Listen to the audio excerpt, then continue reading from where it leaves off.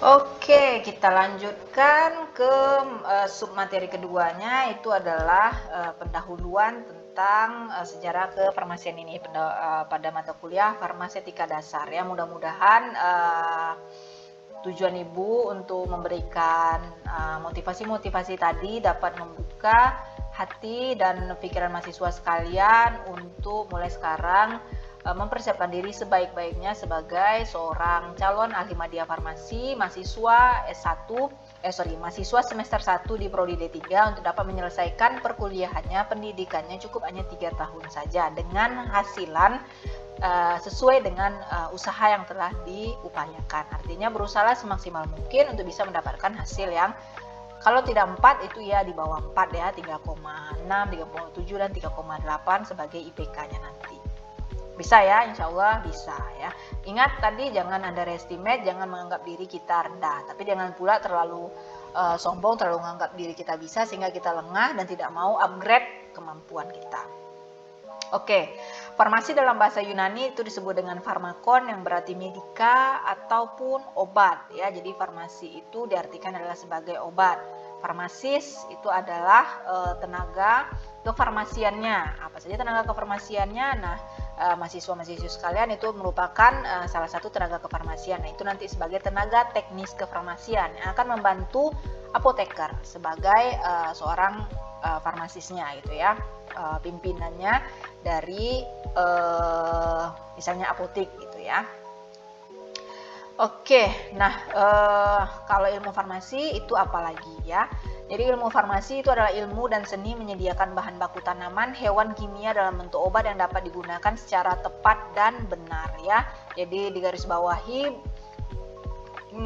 ilmu atau seni menyediakan bahan baku yang berasal dari tanaman, hewan, dan kimia untuk apa? Dapat menghasilkan suatu bentuk obat ya, bentuk sediaan obat ya. Nanti bentuk sediaan itu juga akan kita pelajari apa-apa saja. Intinya adalah farmasi ini seni ya, yang suka seni.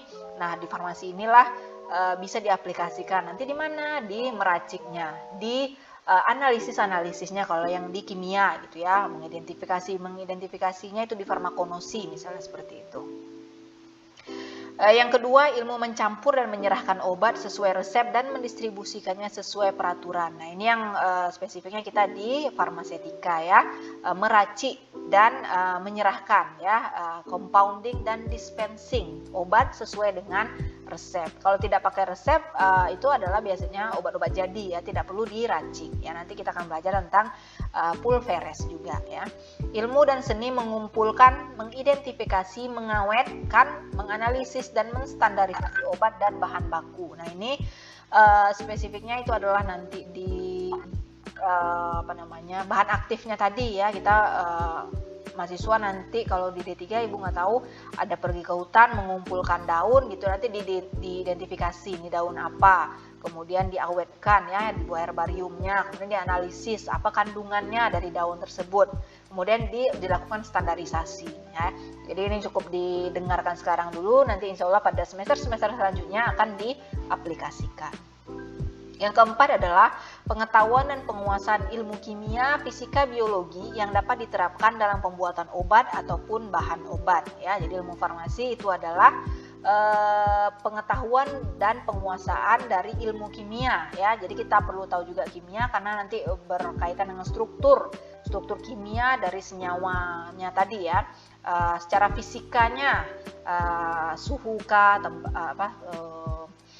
panaskah dan segala macam gitu ya, dari segi fisikanya, untuk penyimpanannya, kemudian dari biologinya gitu ya.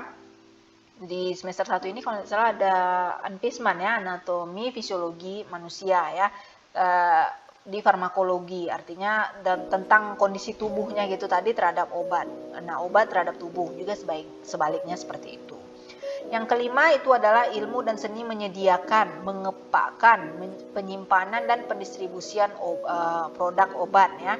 Ini ibaratnya tadi itu adalah hulu dan ini adalah ke hilirnya, dari proses penyiapan sampai ke mendistribusikannya nanti ke konsumen.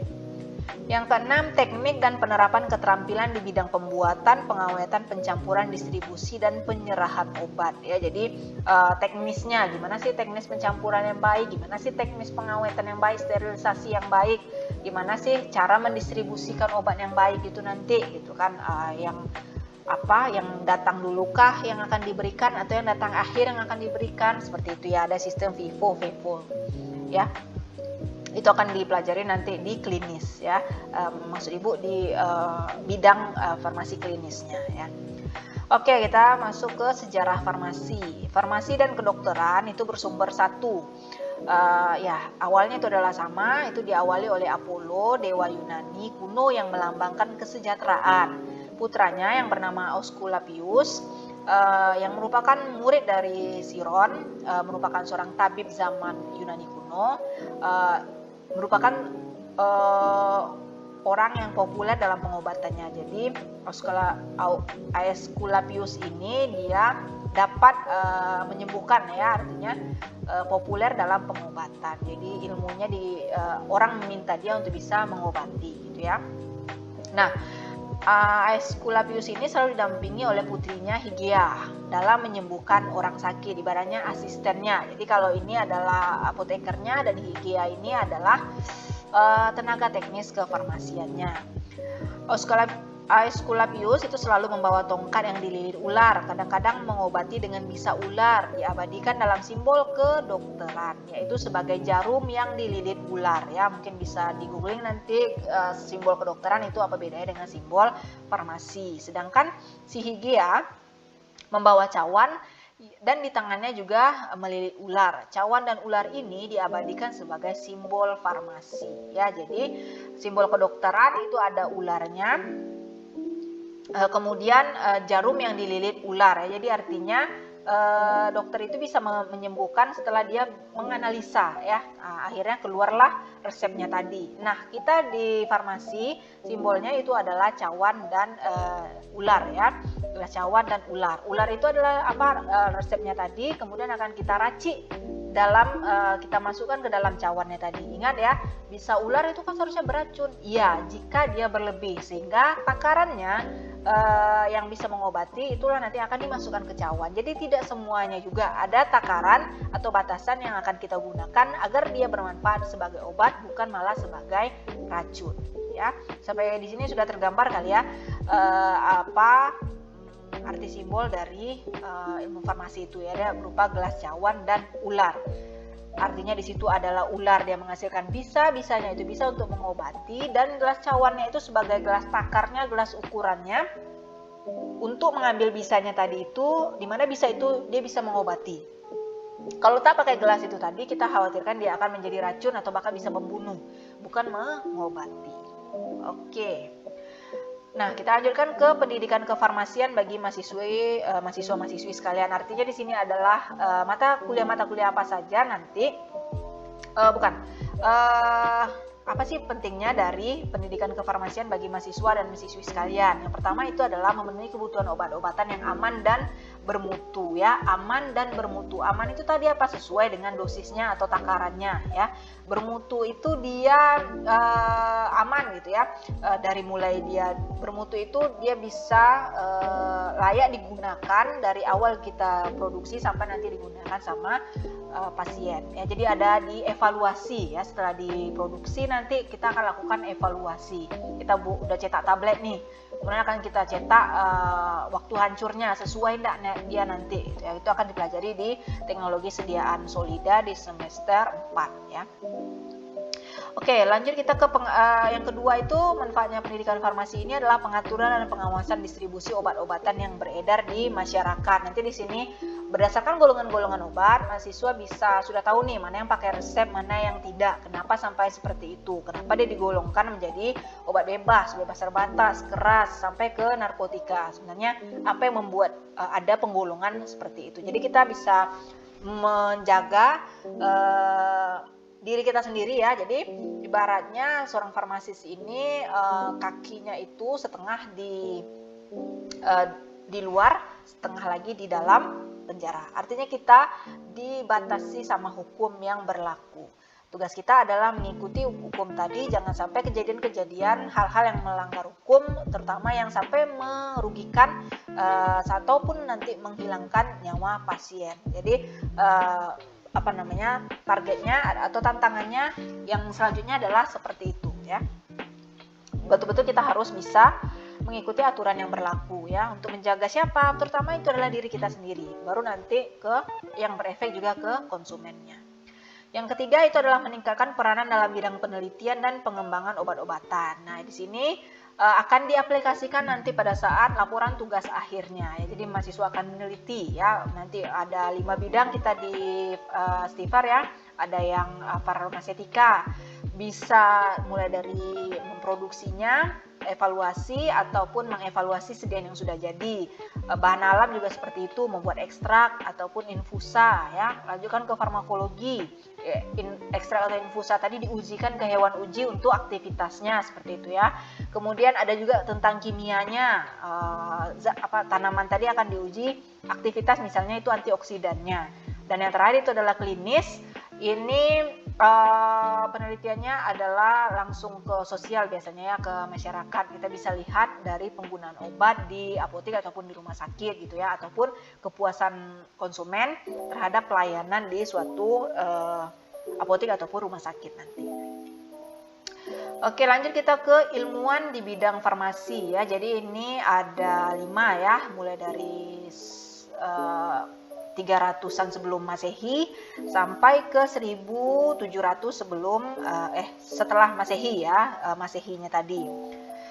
Hippocrates, Dioscorides, Galen ya, Paracelsus, Johann Jakob Wefer. Jadi diawali dengan Hippocrates yang memperkenalkan farmasi dan kedokteran secara ilmiah. Terkenal dengan bapak ilmu kedokteran. Jadi kalau dokter itu dia punya sumpah kedokteran ya, atau sumpah Hippocrates. Dioscorides abad ke-1 setelah Masehi merupakan ahli botani Yunani, orang pertama yang menggunakan tumbuh-tumbuhan sebagai ilmu farmasi terapan. Nah, dia menghasilkan buku Materia Medica, sampai sekarang masih kita gunakan, terutama nanti di farmasi bahan alam ya. Nama bukunya itu adalah buku Materia Medica, merupakan buku sakti juga di farmasi. Yang ketiga itu adalah Galen, seorang dokter dan ahli farmasi Yunani, terkenal dengan farmasi galenica ya. Jadi ini nanti kita buat infus, misalnya ekstrak. Nah, itu adalah diperkenalkan oleh Pak Galen ini ya. Kemudian itu adalah Paracelsus, merupakan dokter dan ahli kimia Swiss, menyiapkan bahan obat spesifik dan memperkenalkan zat kimia sebagai obat internal. Kalau yang tadi itu bahan alam semuanya, nah Paracelsus memperkenalkan senyawa kimia yang dapat digunakan untuk mengobati. Yang dilanjutkan oleh Johann Jakob Wefer, orang pertama yang melakukan uji praklinis ya. Mungkin sekarang ini lagi happening ya tentang vaksin ini, ada uji praklinis, ada klinis segala macam. Nah, itu apa? Ya, jadi seharusnya ini kalau kemarin-kemarin itu belum kepo, sekarang waktunya kepo. Apa sih uji praklinis? Walaupun nanti akan didapatkan materinya ya. Ibu lupa apakah nanti di farmasika dasar ada atau tidak pun di farmakologi spesifiknya ya. Jadi ada uji tahapan pertamanya itu adalah praklinis, nanti baru yang di klinis. Apa sih bedanya gitu ya? Yang mana yang ke manusia, yang mana ke hewan uji ya. Oke, nah tugas pertamanya adalah tadi kan sampainya di 1700 Masehi, lanjutkanlah.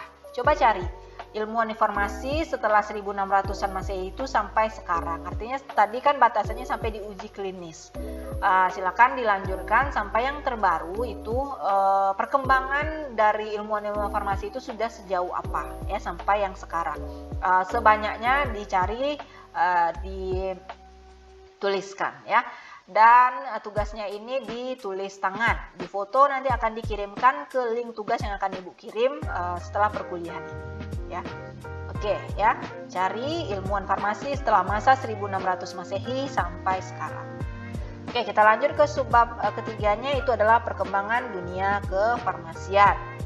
Ilmu farmasi itu mulai berkembangnya pada abad ke-17 ya. Sekolah farmasi pertama di Prancis itu pada tahun 1797. Mulai diterbitkan buku-buku farmasi, buku pelajaran, majalah, dan farmakope.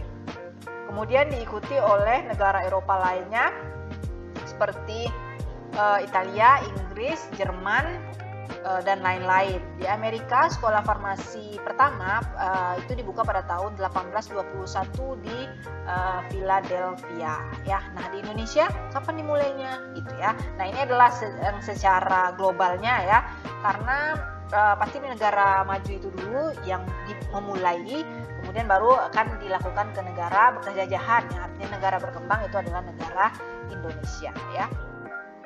Ilmu farmasi mengalami perkembangan menjadi ilmu yang lebih khusus, yang berkaitan di antaranya itu adalah, oh ya, ini juga, nah ya, jadi tugas keduanya itu adalah tuliskan perkembangan kefarmasian di Indonesia sejak kemerdekaan hingga sekarang ya. Tadi kan itu adalah di dunia ya. Nah di Indonesia itu sejak kapan mulai berkembangnya ilmu kefarmasian ya. Silakan dituliskan bagaimana perkembangannya hingga sekarang. Oke, nah ini yang Ibu jelaskan tadi, ilmu-ilmu apa saja yang akan didapatkan selama pendidikan atau perkuliahan di farmasi. Yang pertama itu nama ilmunya adalah farmakologi, ilmu yang mempelajari tentang khasiat dan kerja obat. Farmakognosi, ilmu yang mempelajari tentang bahan alam yang berkhasiat sebagai obat. Galenika, mempelajari cara pembuatan sediaan obat yang berasal dari alam.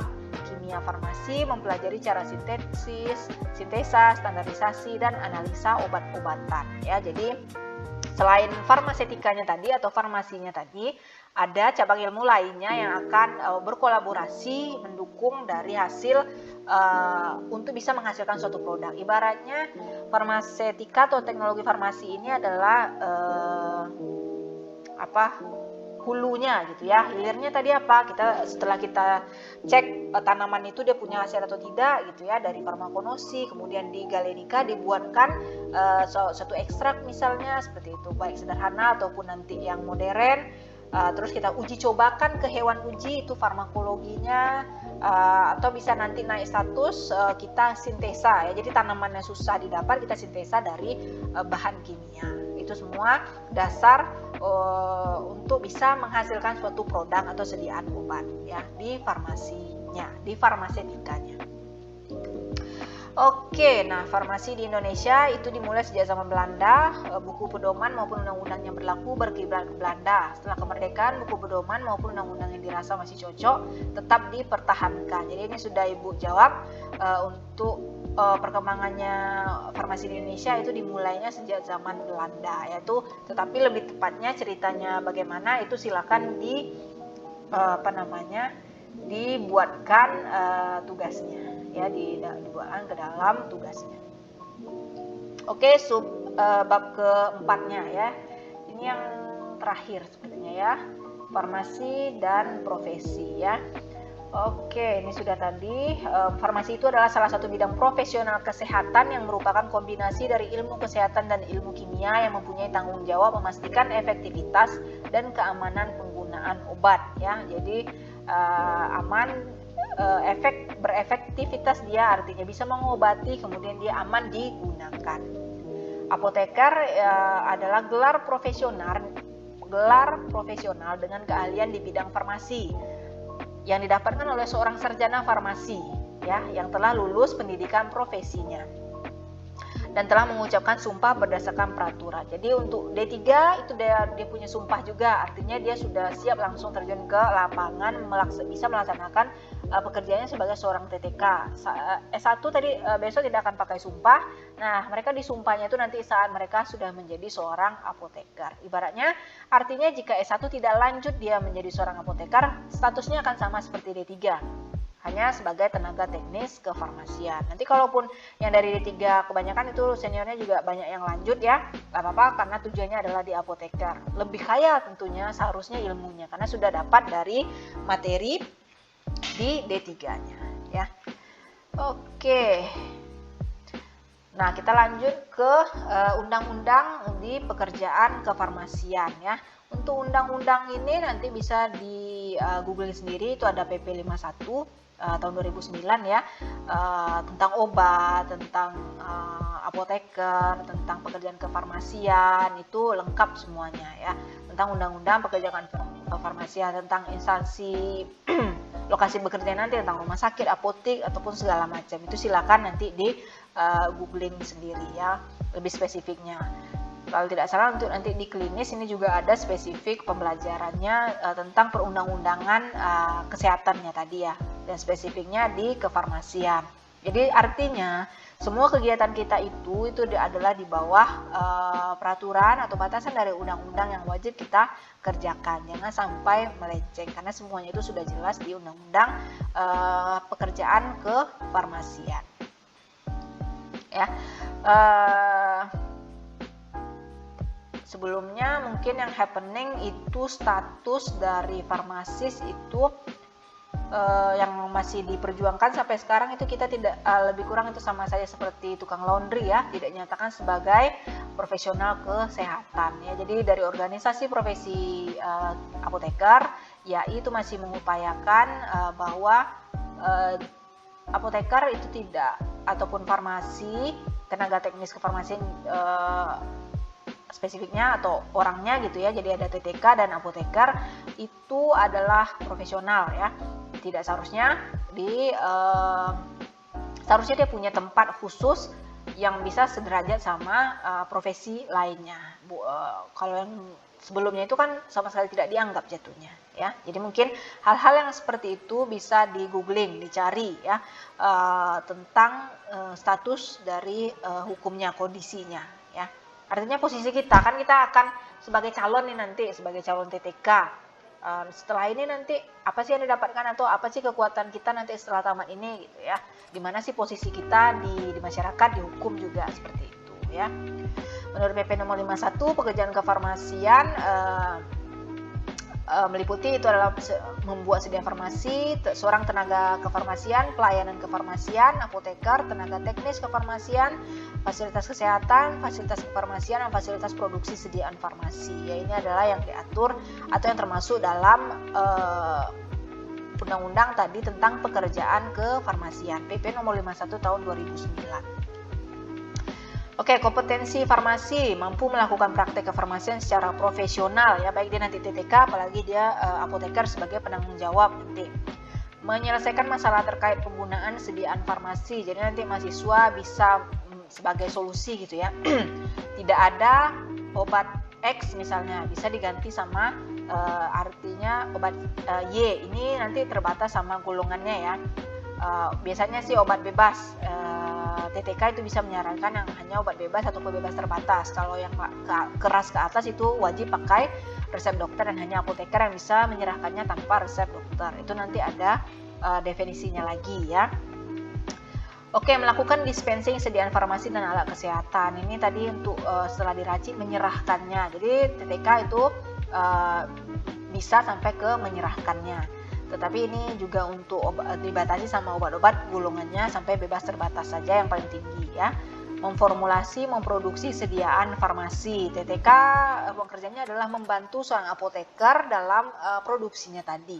Yang merancang, yang membuat ibaratnya, yang menentukan bahan-bahannya itu seorang apoteker. Nah, nanti TTK hanya tinggal mencampurkannya saja, menguleknya saja sampai jadi suatu sediaan.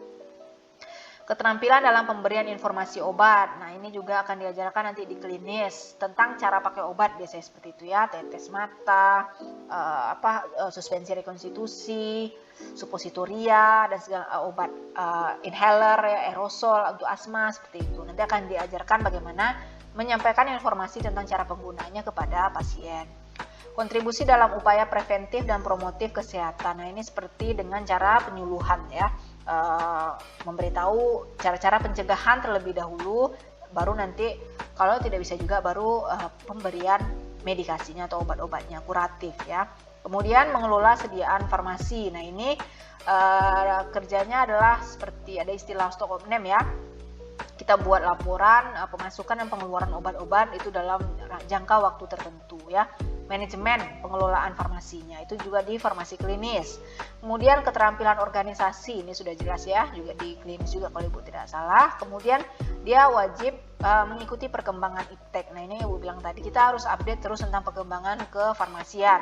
tentang peraturan-peraturan. Ada yang obat awalnya itu bebas terbatas sudah naik kelas menjadi keras, ataupun ada yang narkotika tidak boleh tinggi itu sudah diturunkan, artinya boleh digunakan ya. Jadi apa-apa saja itu artinya update lah dari segi informasinya tadi ya.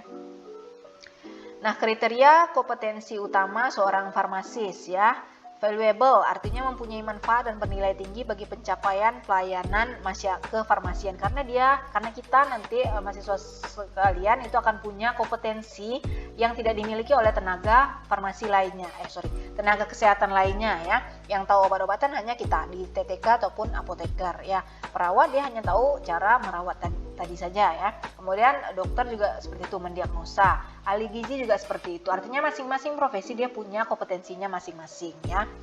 Unik ya, kemampuan yang bersifat spesifik seperti yang sudah Ibu jelaskan tadi ya. Costly to imitate, sulit dan mahal untuk ditiru ya.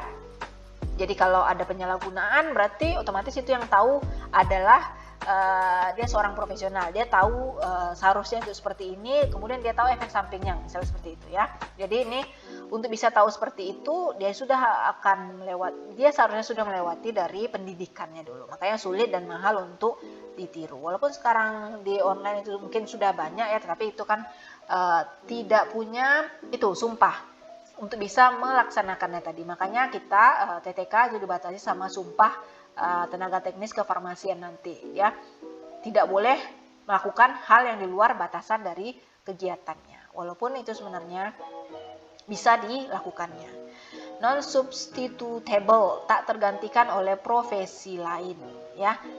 Artinya dia unik, TTK itu unik karena dia punya nilai kompetensinya sendiri yang didapatnya dengan susah dan sulit juga untuk ditiru, dan dia tidak bisa digantikan. Kalau TTK tidak ada, itu tidak boleh digantikan oleh perawat atau bidan ya, sebagai bagian dari suatu misalnya apotek lah yang paling kecil gitu ya, instansinya tadi. Karena syarat harus ada, mau buka apotek itu minimal ada TTK, bukan dari bidan ataupun dari perawat. Oke, nah ini tadi apa saja kegiatan-kegiatannya nanti ya. Jadi seorang farmasis itu dia dapat bekerja secara profesional dengan siapa saja, dengan pasien, tenaga kesehatan lain, ataupun dia komunikasinya secara tertulis.